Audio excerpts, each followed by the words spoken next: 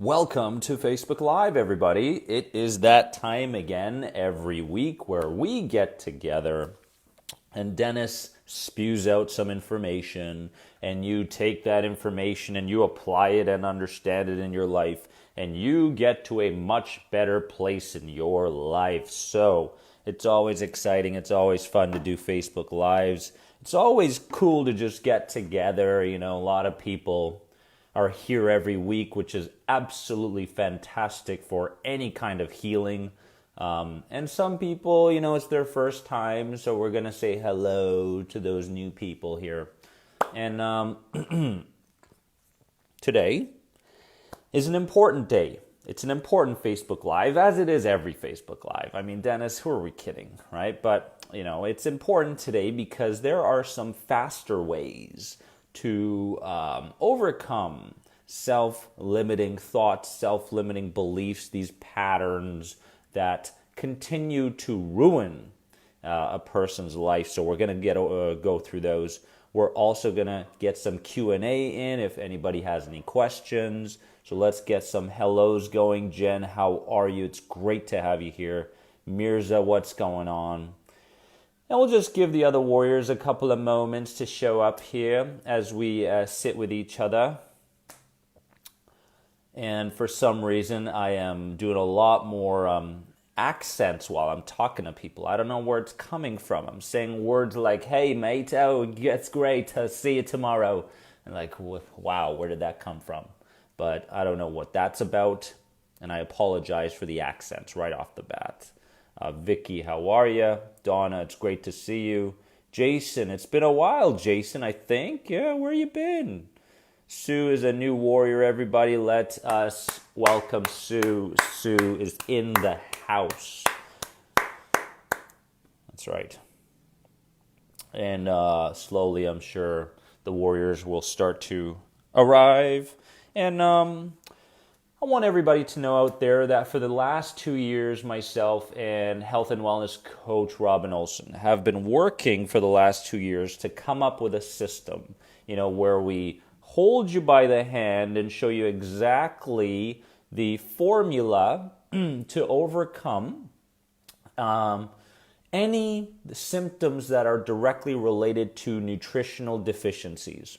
As well, the herbal components and the adaptogenic herbs and the food combinations and the toxicity and the detoxing of adrenal fatigue. There's a lot going on in the Eat to Beat Anxiety program that you'll find at anxietyexit.com. We take you by the hand and we walk you through everything that you need to be doing to clean that aspect up. Okay, so I'm excited about that. Quick little update there, Eat to Beat Anxiety program at anxietyexit.com. And today, it's not going to be so much like, oh, here's the understanding of everything, because that's straight up psychology, you know, that's therapy. It is important to have an understanding of how you got here, the understanding of anxiety, the understanding of trauma, the understanding of how your mind and body and spirit all work together. Psychology gives us a good understanding of all that. But what it doesn't give us, many times when you go to a talk therapy session, is the practical stuff, right? I mean, the practical stuff. How can you give me some things that I can use as I'm going through the day? Because I need things to be able to counter certain patterns and habits that I've developed over time. So today, when we're going to go over these 5 ways of countering and overcoming intrusive self-limiting thoughts, we're going to work together. Okay, we're going to do these together. And I want you to feel the power behind each and every one of these, okay? And I'm going to make a video about this week as well, go a little bit more in depth. But for now, this is going to be fantastic as an introduction. Cheryl, it's great to have you here. Donna, welcome. Welcome. James, starting the program. Excellent. And the anxiety@gmail.com. Keep me up to date, please. And Chris, anxiety is bad, can't relax, you're in the right place. So with these techniques and these skill sets, you'll notice that there's a component there as far as dialoguing internally, number one, but there's also a component to be able to imagine, right, certain things the way you want them to be. So there's a component there where you're going to start to think differently. You're going to start to feel emotionally differently, and you're going to start to see things, right, the images that are floating in your head. Because a lot of people ask me, Dennis, what do you do in your sessions and such? Well, more than anything, what I do is I help people to distort or change the images that are running in their head. You'll notice that if you spend a lot of time on a specific idea, a negative idea about the future, and anxiety is very much future-based, when you do that, the emotions start to arise, and with those emotions come certain pictures of how you think the future is going to go. I remember with myself, driving to work, doing my best to figure out every which angle I could avoid people, and I could try my best for them not to see my sensations or my symptoms. So there was a lot of planning going on, right? I'm going to drive to work. I'm going to park over here. I'm going to walk this way, with my head down. Hopefully people don't see me.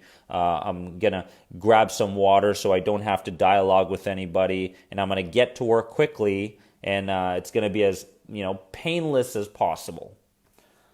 That takes a lot of work, right? It takes a lot of energy. It takes a lot of inner resources to keep that going. I mean, I can't tell you how tiring anxiety really is, right? It's very tiring to keep that persona up, right? Anxiety sufferers spend a lot of energy, maintaining their anxiety, to tell you the truth, right? Consciously, unconsciously, it doesn't matter. And today we're going to go through these. Now, I want to know which one of these 5 are the strongest to you. So we're going to do this together, okay? And we're going to work with the ideas that are playing out in your head. Sound good? High five. High five. Let's go. Here's what we're doing first, all right? Ready? Get yourself comfy, okay? Stretch it out a little bit. All right? A little bit of this, a little bit of that. And consciously, here's what I want you to do. I want you to think about a limiting thought in your head. Think about a limiting and negative idea about yourself, okay? Like, I'll never maintain progress, I'll never get there, my symptoms of anxiety will always be around. I mean, think about a thought that's been really plaguing you lately, okay? Go ahead, think about it, I'll give you a second. Think about the one that's been, really harming you lately, emotionally. Now, here's what I want you to do. Okay, let's do this together. Consciously, what I want you to do in your head is I want you to slow down the tempo / the speed of that thought. For example, if there's a thought running through my head that my anxiety symptoms will stick around forever, right? Common. Here's what we want to do. My anxiety symptoms will stick around forever. Period. Go ahead. It's your turn. Think about the thought. Slow down the tempo, slow down the speed of that thought, and once you get to the end, okay, look back at the original thought and notice any changes that have occurred between you and that idea. Okay, you get the point. Give you a couple moments. Share your feedback in the comments section. Okay, share your feedback on the comments section. How different is this way of listening to that thought compared to how you normally listen and react to that thought? Comment below.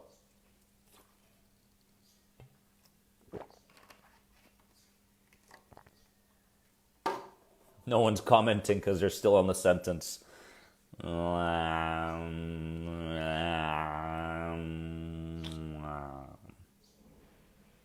slow. Changing the tempo of that thought, changing the speed of it, because most of the time when we react to these ideas in our head, it seems like the thoughts are going 100 miles per hour, and it's really difficult to keep up with them, and they tend to branch from one to the other to the other. Now, think about the perspective. I'm not talking about, oh, my anxiety's gone forever, because everybody's looking for the quick fix these days. It's not about that. It's about when you look back on the thought, right? Is there a sense of, hey, there's another perspective I can take here, right? There's something new that's showing up, all right? So a couple people are saying, yes, it didn't work, and some people are saying it did work and it's less, strong. There's not as much strength behind it, makes it less aggravating and aggressive. Frankie, thank you for sharing. Deb, awesome. Underlying health issues, Delaney, that means that you're in the right place here. Cheryl, you didn't tense up, so good. Okay, we're going to start changing things up here today. So that's just the first one, all right? Let's work with the second one really quickly here. And just, feel it out in your body. Feel it out in your mind, how you're responding to these things, okay? Corina, you're starting the End the Anxiety program. Very helpful. Thank you for sharing. Feel silly having the thought. Samantha, that's great. I mean, here's the thing, guys. Like, after each and every one of these, take yourself out of you and just look at the thought from the outside. Okay, from the outside, looking in. That thought doesn't seem to have too many facts behind it. I need to look at it objectively. And wow, I really can, in fact, pinpoint a different perspective over this, right? That sort of thing. So, number 2. Shake it off, right? Recognize your response from number 1. Number 2, here we go. Create boredom behind the thought. Take a specific thought and create some boredom behind it. Something like this. I'll never be able to overcome my symptoms. I'm always gonna be stuck in this anxiety realm. I'll never overcome these limiting negative thoughts running through my head. Boredom. Okay, so go ahead, it's your turn. Create boredom around the thought. Do it a couple of times, and then sit with yourself for a brief moment and notice how you feel about the thought. Go for it. Bored, bored, bored. Same thought, same attachment, same emotion, same everyday pessimism, bored, bored, bored. Notice how it feels.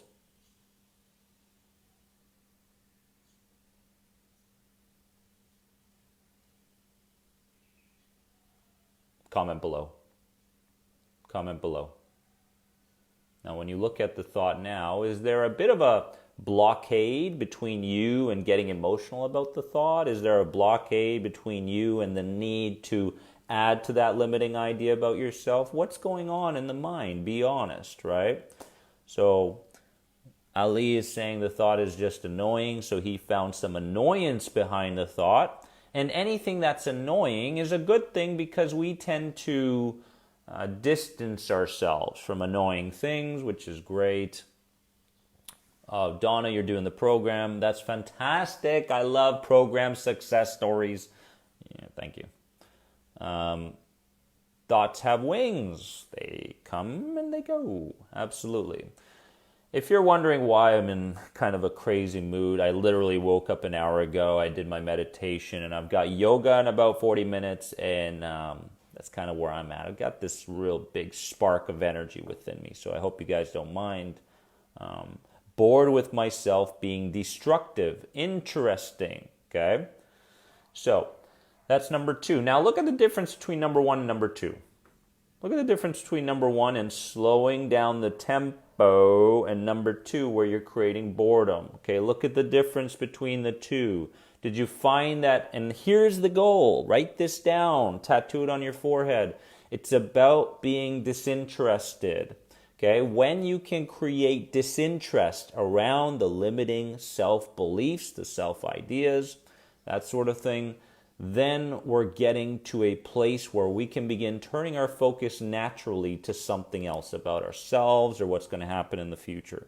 So disinterest is the goal. So did you create more disinterest after changing the tempo and the speed? Or did you create more disinterest in that fearful thought by creating boredom behind the thought? Number 3, shake it off, get ready for number 3. Change the pitch. Okay, higher pitch, lower pitch, it doesn't matter, just work with it. For example, let's take an idea that symptoms, these symptoms could be related to something physical in my body. Do I have something? Am I going through something? And so if I change the pitch, it's going to go something like, wow, these symptoms are really going to lead to some kind of physical illness.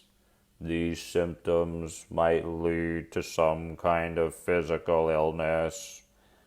I'll never be able to overcome anxiety. Right?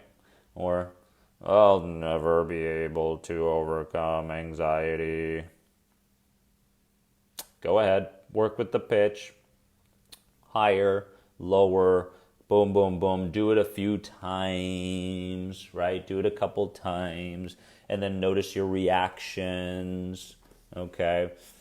And then let's take a real good look as to which one of these are really, making a big difference. And what's our goal? Our goal is to become disinterested in the idea so that we can open the gateway, we can open the door towards new ideas showing up. That's the goal. Rick, it's great to have you here, my friend. I love you too. So much love in here, and it's always great to spread the love no matter where you are in your life, because it's guaranteed that because you're here and you're paying attention and you're going through the motions, you are definitely getting to a better place in your life.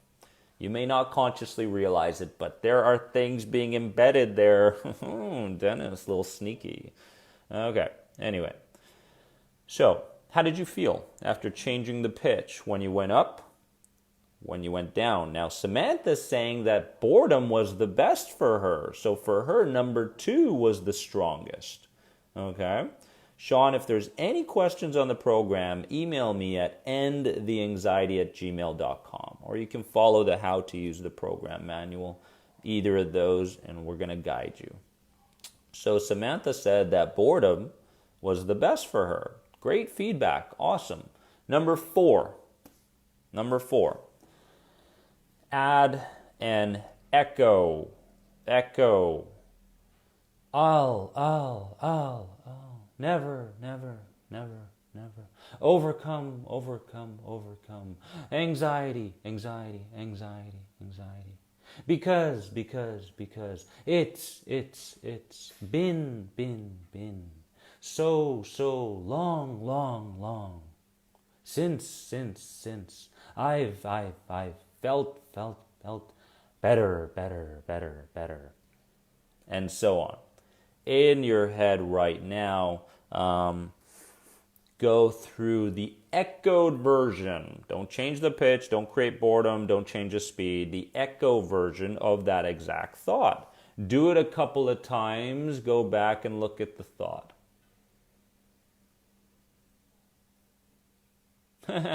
That's silly.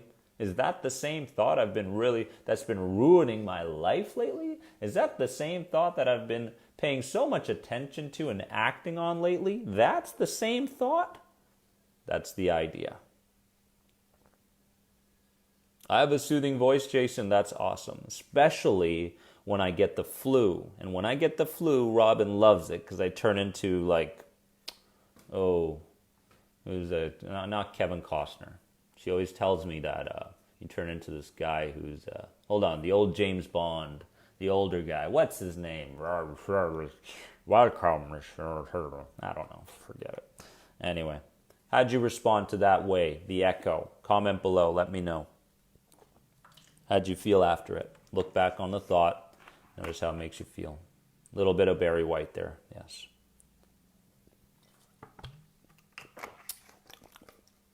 No tea today. Not Brosnan. There's another one. Oh, it's on the tip of my tongue. Sean Connery. Boom. Hey, welcome. I love it. So anyway. Number 4, Echo. How did it go? Comment below. We're not moving forward until I get some feedback. Okay. That's right, Sean Connery. Okay.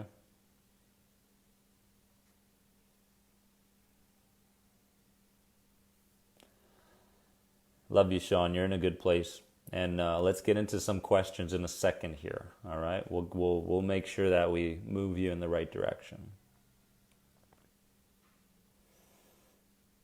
Echo makes me feel silly as well. Okay, there you go. That opens the door for something new. The thought is losing importance. Now, isn't that the most important thing, right? Echo was annoying enough to distract. Okay, Echo is silly. Good. All right. Number 5, probably my favorite. Okay, my favorite because it conditions you to believe that the ways of thinking today are things that you used to do in your past.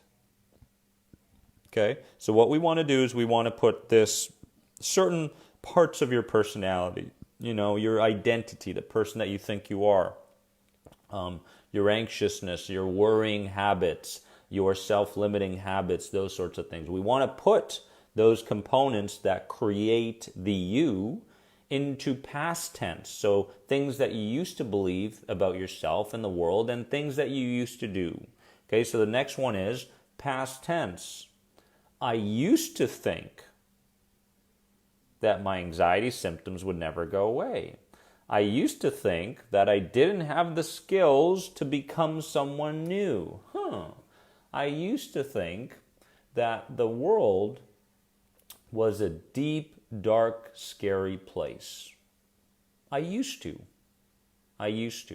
So in your head right now, okay, shake your body out, go through a couple I used to's. Okay, think about the thoughts that are causing the fearful emotions within you to rise up, that are causing you to avoid things in your life, that are causing you to misjudge or mislabel things on the outside, that sort of thing. So I used to. Put it all into past tense and notice how it makes you feel. Programs help in April. That is awesome, girl. Awesome. The videos, everything. That's fantastic. I love your commitment. I mean, that really is the key. You have no choice but to feel better if that commitment and relentlessness is there. Yep. So it's not about so much the body pain. A lot of people say that they become more symptomatic after the initial stages of change work. Very natural, very normal. So when you're creating change, you're introducing new thoughts into your life, you're speaking differently, you're acting differently, you're changing the pictures in your head, which I do a lot with NLP. When you do these things, the subconscious has been so conditioned and programmed to act in fear, to think in fear, to see and hear and feel in fear, that anything that goes against fear, okay, can come as quite of a shock to the subconscious, and therefore it doesn't want to change what's been habitual. Okay? So we want to make sure that we start to break those habits, but we also want to make sure that we understand that in the initial stages of healing, okay, things can get worse before they get better. Do not allow that, okay, to take you away from the path you need to go. Okay, so number 1, let's do it again. Just think one thought. Okay? One thought. Slow down the tempo. Slow down the tempo of that thought. I used to think, and so on. Okay, that's number 1. Okay, good. Done. Number 2, create boredom. I used to fear the world so much. I used to. Right? Okay, that kind of goes in the same idea as number 5. But anyway, number 3, change the pitch. Higher pitch, lower pitch. I used to be such an anxious person. Right? I used to be such an anxious person. Right? So we're kind of combining at this moment past tense and everything else, and that's totally fine. You'll get the idea. Number 4 is echo, right? Anxiety, anxiety, anxiety. Symptoms, symptoms, symptoms. R. The. Worse, worse, worse, and so on. Put it into echo. And then finally, straight up past tense. I used to think this about myself. I used to see the world in this way. Okay? Top 5. Make sure you write these down. And I always want to go Facebook Live, and if I feel like people really need more of a specific piece of content, I will make a video on it. So most likely this Wednesday's video will go deeper into the information that is presented here with you to overcome these intrusive, self-limiting thoughts. Tracy, you missed a bunch. You missed a lot. So comment below. Which one was your favorite? And what I mean favorite is which one got you the quickest disinterest when it comes to these self-limiting ideas in your head. Which one? Comment below. Mommy is in the house. What's up, Mommy? How are you? Mommy's here every week. Helpful. Good to hear, Wendy. It's great to have you here. Chantel, you made it. How are you? And comment below. Comment below. I want to know, because this is important for me as well. I mean, when you change the tempo, was there a, wow, I can see that thought differently. I can respond differently. You know, boredom, pitch, echo, past tense. For Jen, it's past tense. Thank you for sharing, Jen. That's fantastic. For Mirza, it was slowing it down. Slowing down the thought gave her new perspectives. For Delane, the second one, higher pitch. Okay. Nikita, past tense. Okay, she went back on the thought, looked at it. Hey, it's not as the same way I thought it was. Carlos, you're late. It's all good. We're going through these 5 techniques as far as changing self-limiting thoughts. We're just going over it. Number 5 is the best, Nikita. Yep. Okay. She feels brand new. Isn't that nice? You heard I have a couch for sale. I don't have any couches for sale, but if I did, I'd definitely put it in the comments section here. If anybody wants to buy a couch in Bali, no couches for sale here. Good. So we can see the thought as being silly. Cool. Brandon, what's up? How are you? Boredom. For Jason, it was boredom. All right, good. Excellent. So that's what I wanted to hear, guys. Make sure you write these down and make sure you listen to this Facebook Live multiple times, because what's important isn't just, ooh, I did something and it kind of worked and I feel better now and I can go about my life. No. These are things that you have to maintain. These are things that you have to practice on a daily basis. So if something sticks out to you, something works for you, you want to make sure that you continue doing it. Do it again and again and again. Do not stop, please. So this should be your goal for the week, since Wednesday's video is going to be very similar to what we're going through today. Peyton, oh man, that warms my heart. My heart is warm. My heart is full of love for you and everybody here. It's fantastic. Q&A style. All right, so we went through the 5 fastest ways I believe to overcome intrusive self-limiting ideas. We're going to practice those and listen to this video multiple times. Hit the like button, guys. Hit the love button if these are valuable, right? If these are really valuable to you, and if you feel like, you know what, if I use these a couple times, I'm not going to fall for these ideas in my head that have been so conditioned. So hit the like button, hit the love button, and tell me that these you're confident in these. Okay, Michael, we're moving into depression soon enough, my friend.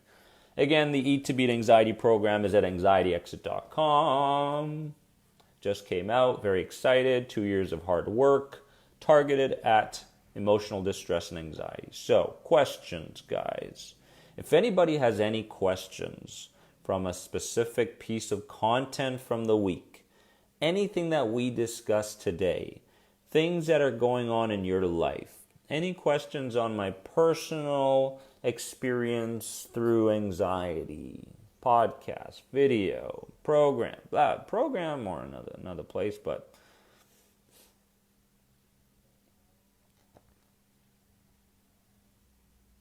good stuff. Oh yeah, this is a long one.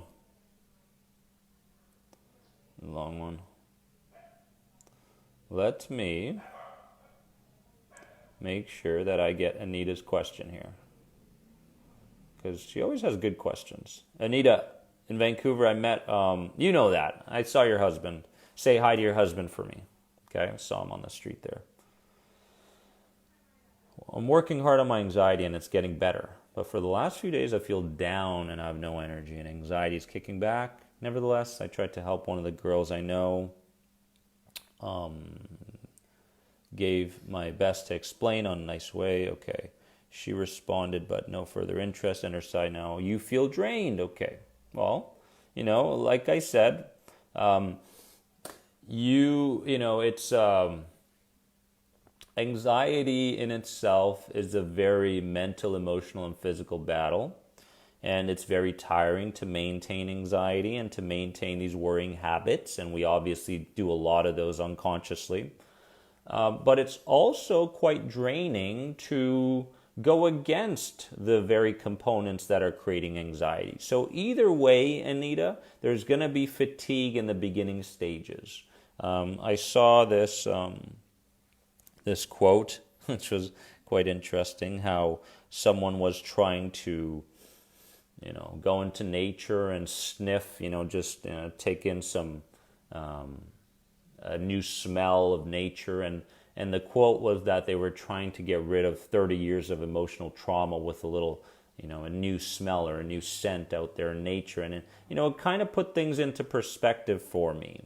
People need to understand that the journey towards healing anxiety is just as tiring as maintaining anxiety, okay? At least in the beginning stages. And everybody out there is different. So for one person, a targeted approach is different than another person.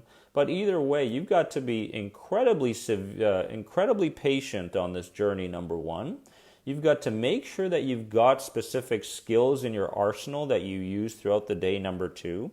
And you also have to make sure that you have the right mindset. And the right mindset is that if there's something that causes us to feel pain, okay, now I'm not talking about physical pain. I'm talking about mental pain, about these intrusive thoughts and discomfort, emotions, spiritually, your relationship with God, whatever it may be. This is all pain. Physical symptoms of anxiety. A lot of people talk about the physical symptoms of anxiety. Well, if we dig a few layers below that, we can see that there's been a conditioned in process that has caused us to feel like we're interpreting the world in the wrong way. A lot of people have fell for the limiting ideas that are continuously playing out in their minds. They get emotional about them. They create the spider web effect and so on. So Anita, to chalk it all up,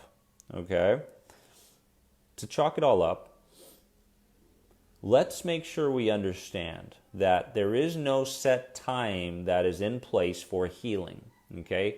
Nobody will be able to tell you how quickly you'll be able to heal from anxiety, but we can get a pretty good idea by doing things that we believe are going to work targeted specifically for us for an extended period of time. That's why expect less, gain more is a very good quote.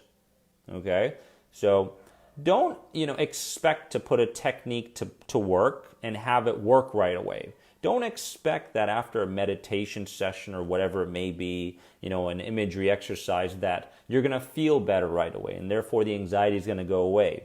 Okay? Don't have those expectations, but instead, okay, take it as just another moment to give back to yourself and to question your limits and to question your anxiety and that sort of thing. And then you can move forward. So many people in the world are just adding to the pressures that they feel. They're adding to the anxiety that they're feeling because they want things so very quickly. So very quickly. And to tell you the truth, my worrying habit started when I was 6 years old, as did many of yours, right? So we have to understand that this is a journey, and it's an awakening more than anything. Okay, it's an awakening. Another question. Let's get into a couple more questions. Yeah, questions are good.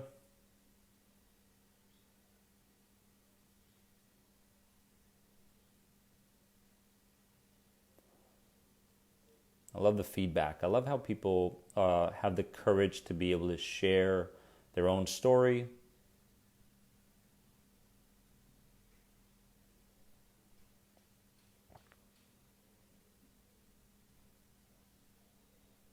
You like the book, Adam? That's awesome. That's awesome. This is something that Jason. Yeah, I'll do my best. Anxiety attacks come out of nowhere, even when everything is going great.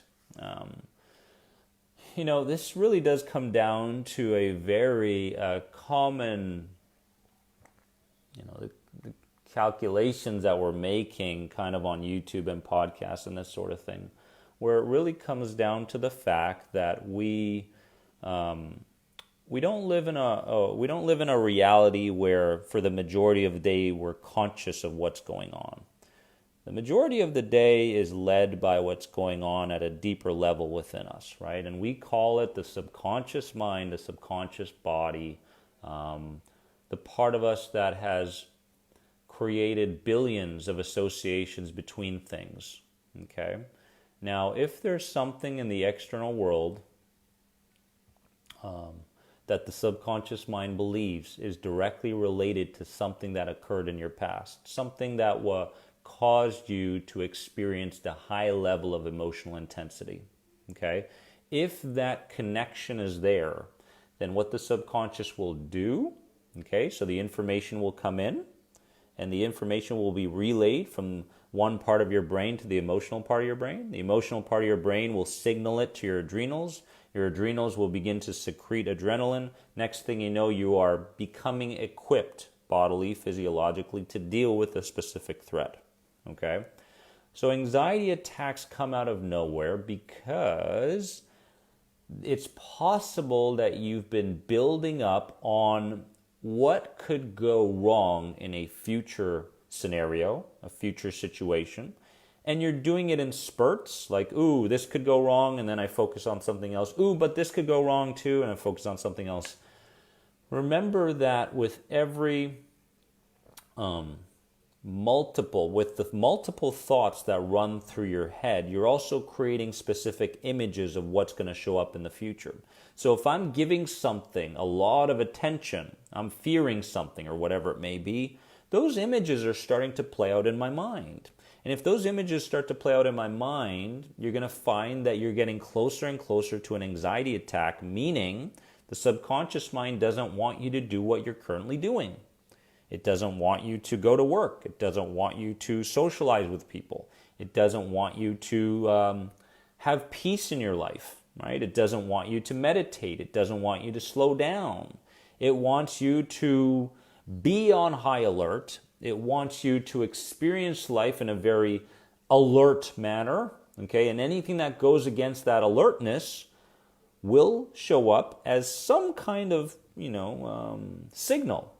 And that signal, many times, is in the form of an anxiety attack. But, there are definitely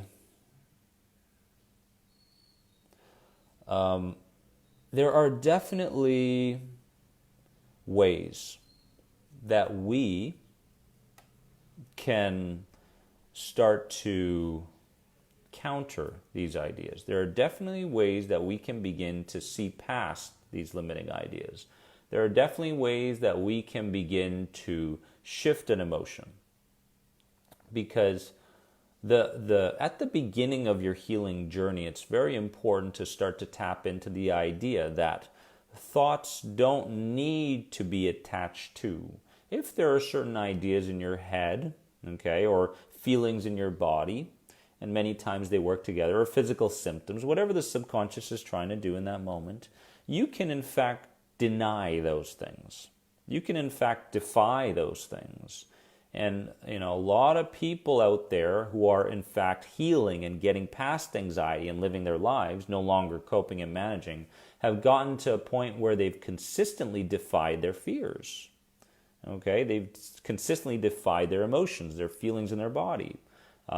These intentions that show up. Hey, run from the situation or fight back or whatever it may be.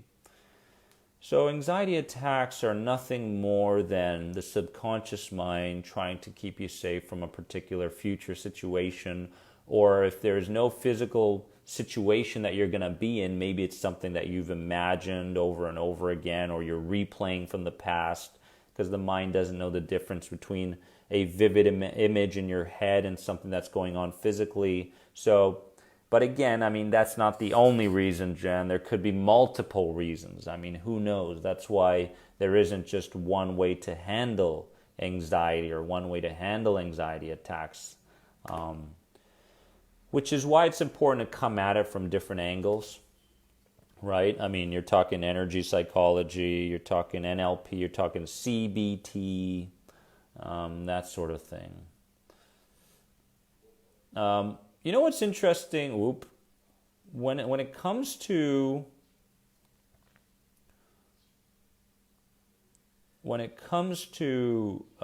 coffee. When it comes to coffee, let's just go through a personal experience of mine. Okay, I was never a big coffee drinker, but I wasn't okay with the idea that I couldn't have coffee. Like there was that sense within me that, hey, I don't want to live my life avoiding things. Like if I want to do something, I'll do it, right? And that just kind of strengthened my resolve and really, fed into this new personality that I was trying to create.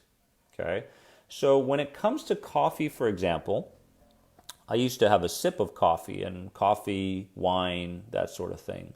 And the associations in my head were directly connected to the fact that if I did in fact have a sip of coffee, I was going to lose control. I was going to lose control of my body. Symptoms were going to show up. My emotions would go all out of whack. My thoughts would begin focusing on the worst possible scenario.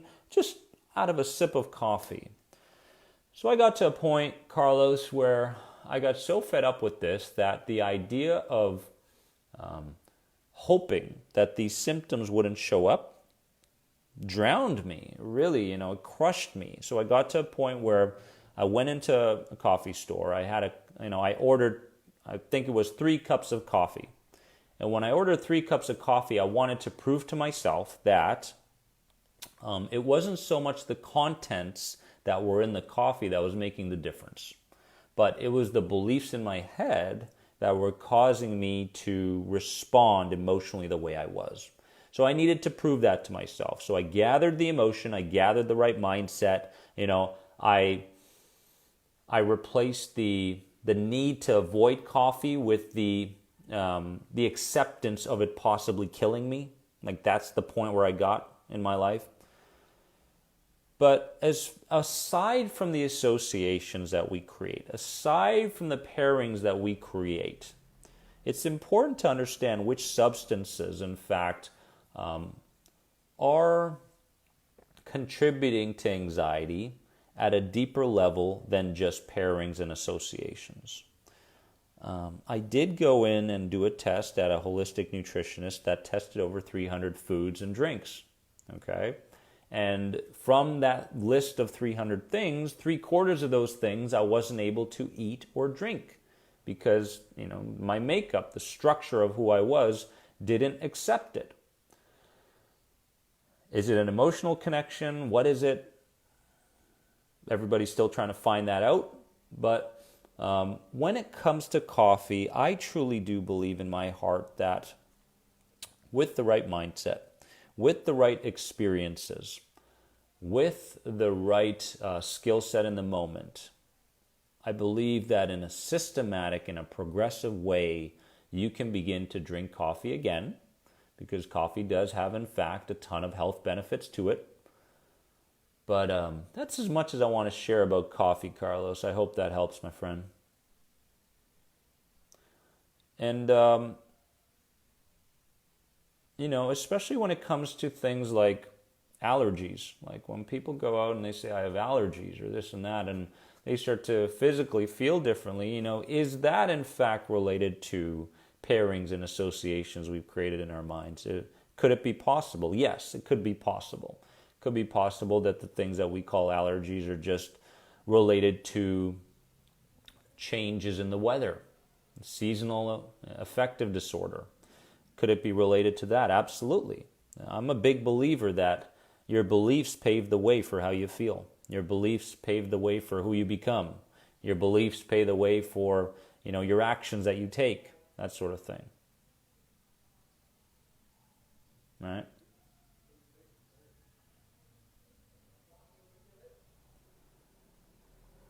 Trusting the body and the acceptance part of things. I mean, anxiety really doesn't, especially in the health, let's talk about the health anxiety world. I mean, the health anxiety isn't something that tends to fade away on its own. Sometimes it does, but many times it comes back. So the truth is that at the core of health anxiety healing comes the idea that you have to trust. And health anxiety sufferers have no trust. They believe that if they let go, and letting go could mean anything. Letting go could mean speaking to people differently. Letting go could mean changing your habits. Letting go could mean meditating or slowing down. Letting go could mean taking a nap. Letting go could be a brisk walk in nature. Any form of letting go makes these people feel like they're also going to lose control of their entire system. So that, again, is a pairing and association. Okay? So we must begin to trust our bodies. We must begin to accept what we're going through without the constant need to have to change everything. Okay? The constant need and the constant desire. The conscious mind steps up and says, hey, you need an answer to everything. Not necessarily.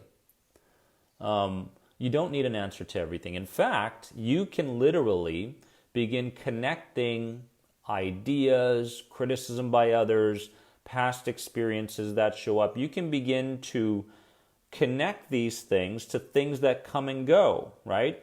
Like, to go at an extreme level, a fart in the breeze. Comes and it goes. A cloud comes and it goes. So you don't really need the answers all the time. You don't really need to respond in the right way all the time. Trust begins to show up when you can begin to prove to yourself that you can let go. So trust begins to show up when you prove to yourself that you can let go, right? And when you let go a little bit, and let go a little bit more, and you make peace with peace, what starts to happen is you start to go, my goodness, wow, maybe this is true. Maybe this guy with the toque knows what he's talking about. And when you do start to let go, the images in your head start to shift, they start to change, and you start to become more optimistic, and you start to trust in your body, and you start to accept, right? You start to accept some things without the need to have to change them all the time. Okay? So these are my personal experiences. These are what works for other people that I work with through the program and sessions and such. And it works. It works. It really does work. So I hope that helps, Adam. I hope that helps you. Sorry about the fart in the breeze analogy. Disgusting, I know. Ugh.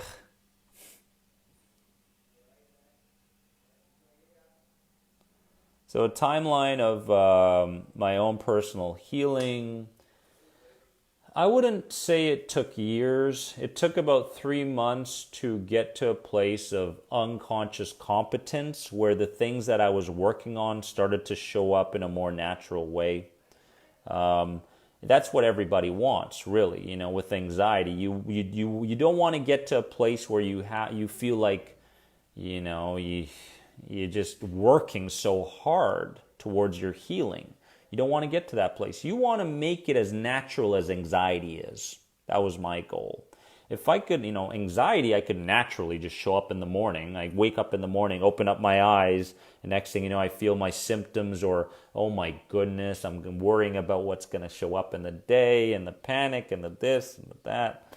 And so it was very automatic to go into an anxious mode. So I knew, and this is a bit of a reversal, I knew I had the skills to be able to condition myself in a way that created automation. So if I could be automated anxiously, I could also be automated peacefully. It took me about 3 months to tap into that automation, that autopilot mode where I started to make peace with peace. I started to let go. I started to realize the things that, the small amount of things I had control over and the things I didn't have control over. I started to notice the difference, and I focused on the things I could control. There was only a handful of things, but I really focused on those things. And I began to build trust and faith in the other stuff. As well, my faith started to grow, right? To me, God, people always ask me, what do you think about God? And I don't really like to talk about the religious aspect or the spiritual aspect. Spiritual aspect, yes, but they tend to take it in a religious context. But when I think about God, I think about this invisible intelligence, right? This invisible intelligence or this invisible energy around us. And I tend to associate everything on the outside that is natural to God. So my relationship with God got better. I started to spend more time with God, right? Rather than spending time with man-made things and energy vampires and drainers and that sort of thing. And more than anything, Carlos, I really started to take care of the small amount of energy that I had each and every day, and that turned into a larger chunk of energy. So I protected my energy, and then it started to grow as I started to heal and rest. 3 months, 6 months was pretty much when I completely turned everything around, but 3 months was the time where things became more automatic, right? Good questions. Good questions. I like the personal stuff. I like the stuff that you're currently going through. See what we got here. And these questions are really important for everybody. I want to make sure that it speaks to everyone, so I'll try to choose wisely. Why do you feel anxiety for others who are doing things alone or from out of state or city? Feeling anxiety for others, that could be a whole massive amount of past experiences that have led to these things, Sean. If you feel anxiety for other people,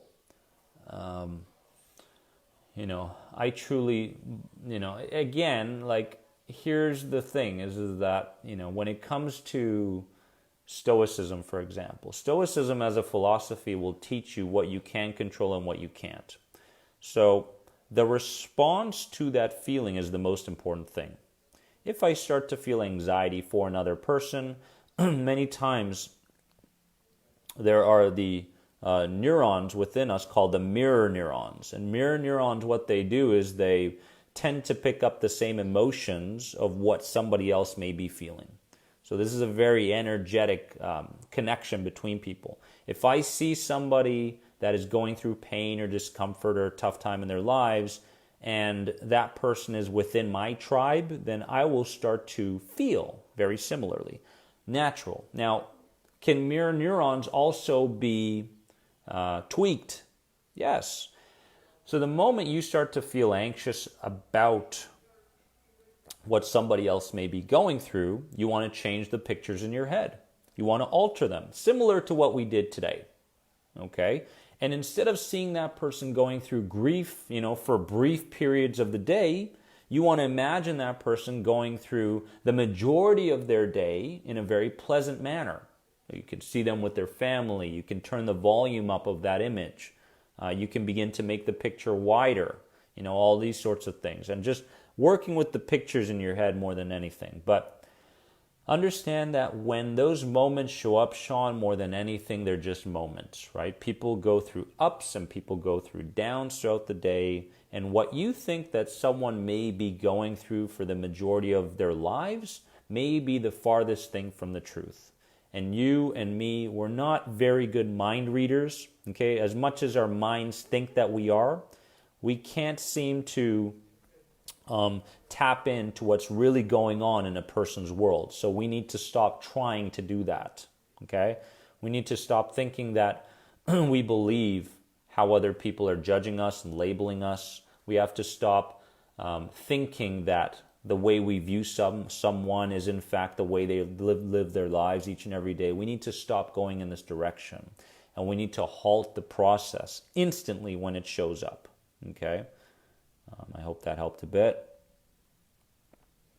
Do I counsel people all day, every day? How do I not become anxious? Conditioned. I've conditioned myself, Deb, to have tremendous empathy without allowing my emotions to really get in the way. Okay? So when I work with people one-on-one, if I get emotional about their stories and I get too attached, then the information and the skills I need to share with someone will not show up. Therefore, I've conditioned myself to get to a place where I say, I understand, I am empathetic, I truly get what you're going through right now. And so through that programming, I've been able to become a lot more level-headed, to have that, slight empathy, but also to be able to produce what the person needs. Okay? Very crucial.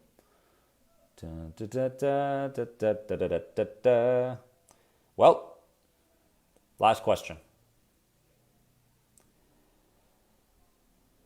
Here's a word that we need to destroy out of our vocabulary for good, Angie. It's fight. We are not fighting health anxiety.